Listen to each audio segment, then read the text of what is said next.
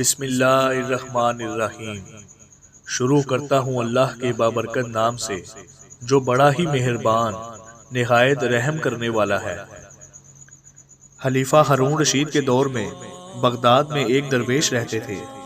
ان کا نام بہلول دانا تھا۔ ان کا کوئی گھر نہیں تھا، کوئی ٹھکانہ نہیں تھا۔ وہ شہر میں ننگے پاؤں گھومتے پھرتے تھے اور جس جگہ پہ تھک جاتے وہیں پہ ڈیرا ڈال دیتے تھے۔ بعض لوگوں نے ان کے بارے میں لکھا ہے کہ وہ اللہ کی تجلیات اور اللہ کے عشق میں گم رہا کرتے تھے اور اپنے ارد گرد کے ماحول سے بے خبر رہتے تھے۔ بہت کم لوگوں کی طرف توجہ کرتے اور جب توجہ کرتے تو اکثر حکمت اور دانائی کی عجیب و غریب باتیں کیا کرتے تھے، جس سے یہ بات پتہ چلتی ہے کہ وہ اللہ کے بہت بڑے ولی کامل تھے۔ ان کا اصل نام وہاب بن عمر تھا۔ ایک دن بہلول دریا کے ساحل پر بیٹھے ہوئے گیلی مٹی کو اکٹھا کر کے اس کے گھر بنا رہے تھے اور ملکہ زبیدہ ان کو اپنے محل کے جھرونکے سے بہت حیرانی کے ساتھ دیکھ رہی تھی۔ حضرت مٹی کے گھر بناتے اور اپنے ہی ہاتھوں سے اسے گرا دیتے۔ ملکہ اپنی سہیلیوں کے ہمراہ جھرونکے سے اتر کر دریا کے کنارے ساحل پر آ گئی اور حضرت سے بولی، بہلول کیا کر رہے ہو؟ بہلول نے نہایت ہی بے نیازی سے جواب دیا، جنت کے محل بنا رہا ہوں۔ ملکہ نے پوچھا، کیا تم یہ محل بیچتے ہو؟ بہلول نے جواب دیا، ہاں ہاں کیوں نہیں، میں محل بناتا بھی ہوں اور بیچتا بھی ہوں۔ ملکہ نے کہا، کتنے میں بیچو گے؟ بہلول نے کہا، 3 درہم میں۔ ملکہ کے کہنے پر بہلول کو 3 درہم ادا کر دیے گئے۔ یہ تمام واقعہ ملکہ نے رات کو اپنے شوہر خلیفہ ہارون رشید کو سنایا تو اس نے مذاق میں بات ٹال دی۔ رات کو جب خلیفہ ہارون رشید سویا تو خواب میں جنت کے حسین مناظر دیکھے۔ آبشاریں، پھل و پھول، باغات اور اونچے اونچے محلات بھی دیکھے اور بہت سے حسین نظارے دیکھے۔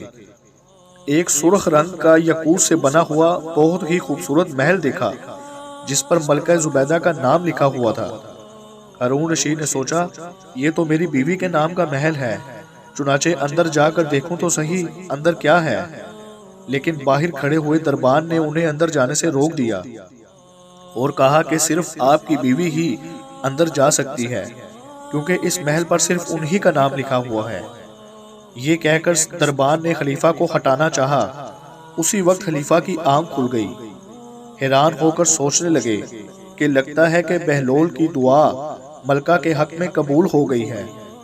ساری رات وہ افسوس کے ساتھ کروٹیں بدلتے بدلتے رہے۔ شام کو وہ بہلول کو تلاش کرنے کے لیے ادھر ادھر گھومنے لگے کہ ایک جگہ بہلول کو بیٹھا ہوا پایا۔ وہ اسی طرح ریت کے محل بنا رہے تھے۔ ہارون رشید نے بہلول کو سلام کیا، انہوں نے جواب دیا اور خلیفہ نے ان سے پوچھا کہ آپ کیا کر رہے ہیں؟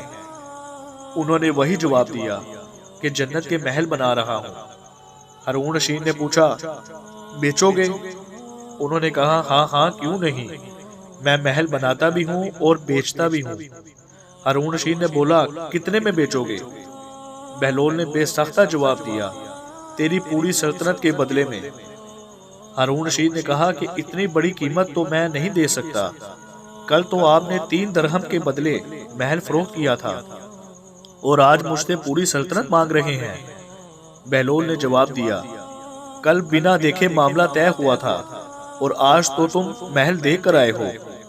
خلیفہ بہلول کے قدموں میں گر پڑے، مایوس ہو کر بولے کہ حضرت آپ ساری سلطنت مجھ سے لے لیں، بس ایک محل مجھے دے دیں۔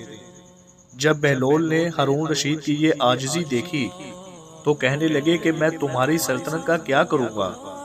اس دنیا کی محبت تو سارے گناہوں کی جڑ ہے، تم اپنی سلطنت اپنے پاس ہی رکھو اور یہ محل میں تمہیں 3 درہم کے بدلے فروخت کرتا ہوں۔ ایک بار بہلول دانا بازار میں بیٹھے ہوئے تھے کہ ایک آدمی کا وہاں سے گزر ہوا اور پوچھا کہ بہلول یہاں کیا کر رہے ہو؟ وہ بولے کہ بندوں اور اللہ کے درمیان صلح کروا رہا ہوں۔ وہ آدمی بولا، پھر کیا بنا؟ وہ بولے کہ اللہ تو مان رہا ہے پر یہ بندے نہیں مان رہے۔ کچھ عرصے بعد اسی شخص کا گزر ایک قبرستان سے ہوا تو اس نے دیکھا کہ بہلول قبرستان میں بیٹھے ہیں۔ وہ آدمی بولا، بہلول یہاں کیا کر رہے ہو؟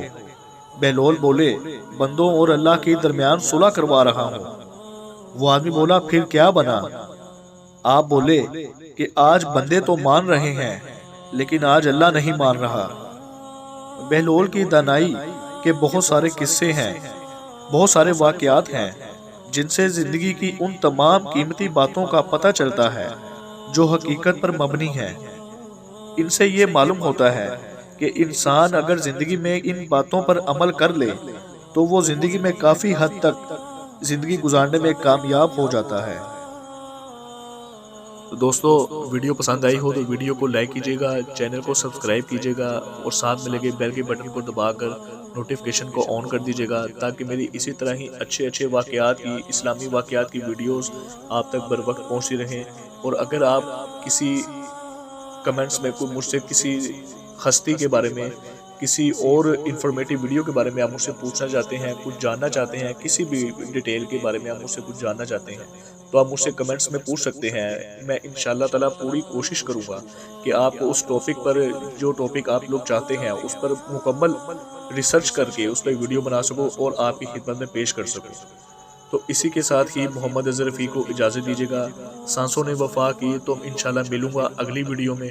تب تک کے لیے اللہ حافظ۔